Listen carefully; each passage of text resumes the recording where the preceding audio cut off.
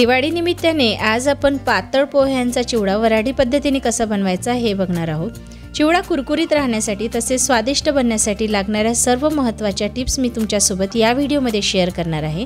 त्यामुळे video skip न करता शेवटपर्यंत नक्की बघा। व्हिडिओ जर आवडला तर लाईक नक्की करा। सुरू करूया रेसिपीला। यासाठी इथे आपल्याला पातळ पोहे लागणार आहे। आपण पोहे बनवण्यासाठी जे जाड पोहे वापरतो ते नाही वापरायचे, व्यवस्थित गाळून घ्यायचे आणि त्यानंतर आपल्याला हे पोहे भाजायचे आहे। अगदी लो फ्लेमवर मी हे पोहे भाजते आहे। मोठं पातेलं किंवा कुठलंही घमिलं तुम्ही यासाठी वापरू शकता। पोहे भाजत असताना काही महत्त्वाच्या गोष्टी आपल्याला लक्षात ठेवायच्या आहे। एक म्हणजे पोहे भाजायच्या आधी तुम्हाला एक दिवस उन्हामध्ये कडकडीत असे वाळवून घ्यायचे आहे। भाजत असताना गॅसची फ्लेम अगदी लो ठेवायची। त्यानंतर पोहे आपण भाजत असताना तुटणार नाही याचीही काळजी घ्यायची आणि याचबरोबर पोहे अगदी आपल्याला कुरकुरीत होईपर्यंत भाजायचे आहे। तुम्ही आवाज ऐकू शकता। या पद्धतीचे कुरकुरीत पोहे झाल्यानंतरच आपल्याला हे चिवडा करण्यासाठी वापरायचे आहे, नाहीतर तुमचा चिवडा हा चिवट होऊन जाईल। आता आपले पोहे भाजून झालेले आहे। चिवडा करण्याची तयारी करूया। कढईमध्ये मी 3 वाटी एवढं तेल घातलेलं आहे। आपल्याला गरज पडल्यास नंतर आपण परत तेल घालूया। तेल व्यवस्थित तापलं की यामध्ये आपल्याला मक्याचे पोहे तळून घ्यायचे आहे। हे पोहे तुम्हाला किराणा मालाच्या कुठल्याही दुकानावर सहज मिळून जातील। 2 पोहे मी तळून बघितलेले आहे। व्यवस्थित गरम झाल्यानंतरच मक्याचे पोहे आपल्याला तळायचे आहे। गार तेलामध्ये जर तुम्ही मक्याचे पोहे घातले तर व्यवस्थित तळल्या जात नाही, त्यामुळे तेल व्यवस्थित जेव्हा तापलेलं असेल तेव्हाच घालायचे। इथे आपले मक्याचे पोहे तळून झालेले आहे। मक्याचे पोहे घातल्यामुळे चिवड्याला चव खूप सुंदर येते। हलवाईसुद्धा पोह्यांच्या चिवड्यामध्ये हे मक्याचे पोहे घालतात। आता हे तळल्याबरोबर आपल्याला भाजलेल्या पोह्यांमध्ये घालायचे आहे। यानंतर मी इथे शेंगदाणे घातलेले आहे। शेंगदाणे सुद्धा छान लालसर रंगावर आणि जेव्हापर्यंत शेंगदाणा फुटत नाही तेव्हापर्यंत आपल्याला तळून घ्यायचे आहे। शेंगदाणे सुद्धा इथे तळून झालेले आहे। प्रत्येक इन्ग्रेडियंट्स भाजल्यानंतर आपल्याला या भाजलेल्या पोह्यांमध्ये घालायचं आहे।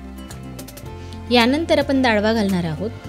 फुटाणे असतात त्याचा दाळवा सुद्धा आपल्याला किराणा मालाच्या दुकानामध्ये सहज मिळतो। हा सुद्धा खरपूस रंगावर आपल्याला भाजायचा आहे। चिवड्यामध्ये जेही साहित्य आपण घालणार आहोत ते अगदी कडकडीत असं तापवलेलं असलं पाहिजे। यानंतर इथे मी मिरची घेतलेली आहे। मिरची सुद्धा आपल्याला तेलामध्ये छान व्यवस्थित तळून घ्यायची आहे। यामधलं मॉइश्चर निघून जायला हवं तेव्हापर्यंत आपल्याला याला तळून घ्यायचं आहे। मॉइश्चर असलेला कुठलाही पदार्थ जर तुम्ही चिवड्यामध्ये घातला तर चिवडा लगेच मऊ पडतो। आता इथे आपले मिरच्या सुद्धा तळून झालेल्या आहे। यानंतर इथे मी खोबरं घातलेलं आहे। तर खोबऱ्याचे मोठे मोठे काप करून मी घातलेले आहे। तर आपलं खोबरं सुद्धा छान लालसर रंगावर तळून इथे तयार झालेलं आहे। हे खोबरं सुद्धा आपण या भाजलेल्या पोह्यांमध्ये घालून घेऊया। यानंतर इथे मी चॉप केलेला कांदा घातलेला आहे। तर तुम्हाला शक्य असेल तर कांदा तुम्ही एक दिवस उन्हामध्ये वाळवून नंतर तळून घेऊ शकता, पण इथे मी डायरेक्टली तळून घेतलेला आहे आणि छान मॉइश्चर निघेपर्यंत आपल्याला हा तळायचा आहे। तर कांदा सुद्धा इथे तळून झालेला आहे। हा सुद्धा आपण या पोह्यांमध्ये घालून घेऊया। यानंतर इथे काही ड्रायफ्रूट्स मी घेतलेले आहे। काजू घेतलेले आहे, बदाम घेतलेले आहे। हे सुद्धा आपल्याला छान खरपूस होईपर्यंत तळून घ्यायचे आहे। ड्रायफ्रूट्स तळून झालेले आहे। आता यानंतर आपण काही मनुका इथे तळून घेऊया। तुम्हाला जे ड्रायफ्रूट्स आवडत असेल ते तुम्ही चिवड्यामध्ये घालू शकता। आता ड्रायफ्रूटसुद्धा छान फुलेपर्यंत आपल्याला इथे तेलामध्ये तळायचे आहे। बघू शकता छान टपोर झालेले आहे। आता आपले ड्रायफ्रूटसुद्धा तळून झालेले आहे। हे सुद्धा आपण चिवड्यामध्ये घालून घेऊया। यानंतर आपल्याला इथे कढीपत्ता लागणार आहे। कढीपत्ता मी फॅनच्या हवेमध्ये थोडा सुकवून घेतलेला होता। खूप जास्त सुकवायचा नाही, त्यामुळे या कढीपत्त्याचा रंग जाऊ शकतो। मी थोडा याला 1-2 दिवस फॅनच्या हवेमध्ये सुकवून घेतलेलं होतं आणि त्यानंतर आपण याला तळून घेतलेला आहे आणि थोड्या वेळच तळायचं आहे। खूप जास्त वेळ आपल्याला नाही तळायचा आहे। याचा कलर जो आहे तो चेंज व्हायला नको। आता कढीपत्ता तळून झाल्यानंतर हा सुद्धा आपण चिवड्यामध्ये घालणार आहोत। आता यामध्ये मी 1 वाटी परत तेल घातलेलं आहे। 3 वाटी आपण ऑलरेडी घातलेलं होतं। यामध्ये मी थोडा लसण घालते आहे। लसण घातल्यामुळे या चिवड्याला फ्लेवर खूप सुंदर येतो। लसणसुद्धा मी छान लालसर रंगावर इथे तळून घेतलेला आहे। खरपूस होईपर्यंत छान तळून घ्यायचा। आता यामध्ये धने आपल्याला घालायचा। अख्खा धना मी इथे घालते आहे। धने घातल्यामुळे चिवड्याला फ्लेवर खूप सुंदर येतो। आता इथे धनेसुद्धा छान लालसर रंगावर तळून झालेले आहे। यामध्येच मी थोडं जिरे घातलेलं आहे। जिरे तळून झाल्यानंतर यामध्ये 1 चमचा हळद मी घातलेली आहे। हळदसुद्धा 2 मिनिट तेलामध्ये आपल्याला परतून घ्यायची आहे। अगदी लो फ्लेमवर परतायची, खूप जास्त लालसर नाही होऊ द्यायची। आता हे तेल आपल्याला डायरेक्टली चिवड्यामध्ये घालायचं आहे। तर चिवडा जर आपल्याला थोडा कोरडा वाटत असेल तर परत आपण तेल घालूया। आता यामध्ये मी साखर घातलेली आहे।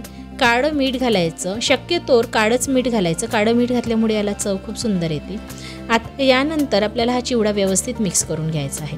तर हळूवारपणे मिक्स करायचा, पोहा तुटणार नाही याची काळजी घेऊन आपल्याला हा व्यवस्थित मिक्स करायचा आहे। पोहाचा चिवडा जो आहे तो करत असताना ज्या महत्त्वाच्या टिप्स मी तुम्हाला सांगितलेल्या आहे त्या जर तुम्ही लक्षात ठेवला तर तुमचा चिवडा अगदी हलवाईसारखा कुरकुरीत आणि स्वादिष्ट बनेल। तर चिवड्यामध्ये तेल थोडं कमी वाटते आहे म्हणून मी थोडं 1 वाटी तेल गरम करून यामध्ये हळद घालून मी परत गरम करून या चिवड्यामध्ये घातलेलं आहे। कारण चिवड्यामध्ये जर तुम्ही एकाच वेळी खूप तेल घातलं तर एकतर चिवडा खूप कोरडा होतो, नाहीतर खूप जास्त तेलकट होतो। म्हणून आपल्याला हळूहळू करून तेल घालायचं आहे आणि गरमच तेल घालायचं। आणि चिवड्याचा रंग बघू शकता तुम्ही, खूप सुंदर रंग आलेला आहे आणि खूप स्वादिष्ट हा चिवडा लागतो। वऱ्हाडी पद्धतीने आपण हा चिवडा बनवलेला आहे।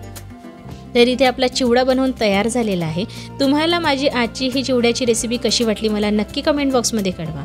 व्हिडिओ जर तुम्हाला आवडला असेल तर लाईक नक्की करा, शेअर करा आणि अशाच नवनवीन रेसिपीज पुढेही माझ्या चॅनलला बघत राहायचं असतील तर चॅनलला सबस्क्राईब करून बेल आयकॉन दाबायला विसरू नका, म्हणजे येणाऱ्या व्हिडिओची नोटिफिकेशन सर्वात आधी तुम्हाला मिळेल। तर तुम्ही इथे चिवडा बघू शकता आणि रंग बघा चिवड्याचा किती सुंदर आलेला आहे। नक्की तुमच्या घरी ट्राय करा आणि ट्राय केल्यानंतर जर तुम्हाला माझी रेसिपी आवडली असेल तर कमेंट बॉक्समध्ये मला कळवायलाही विसरू नका। तसेच मी माझ्या चॅनलला याआधीसुद्धा दिवाळीच्या बऱ्याचशा रेसिपी पोस्ट केलेल्या आहे, त्या तुम्हाला बघायच्या असेल तर लिंक मी डिस्क्रिप्शन बॉक्समध्ये दिलेली आहे, नक्की चेक करा। किंवा तुम्ही चॅनलच्या प्लेलिस्टमध्ये दिवाळी फराळ रेसिपीजमध्ये जाऊन सुद्धा या रेसिपीज चेक करू शकता। मी माझ्या चॅनलला जाळीदार अनारसा कसा बनवायचा, त्याचबरोबर कुरकुरीत शंकरपाळे कसे बनवायचे, लसूण पुदिना शेव कशी बनवायची, याचबरोबर कुरकुरीत चकली कशी बनवायची, त्यानंतर चिवड्याची रेसिपी तर तुम्ही बघतच आहात। अशा वेगवेगळ्या दिवाळीच्या फराळाच्या रेसिपीज माझ्या चॅनलला पोस्ट केलेल्या आहेत, त्या नक्की चेक करा, तुम्हाला नक्की आवडतील। चला तर मग लवकरच भेट होईल दिवाळीच्या नवीन फराळाच्या रेसिपीसोबत, तेव्हापर्यंत नमस्कार।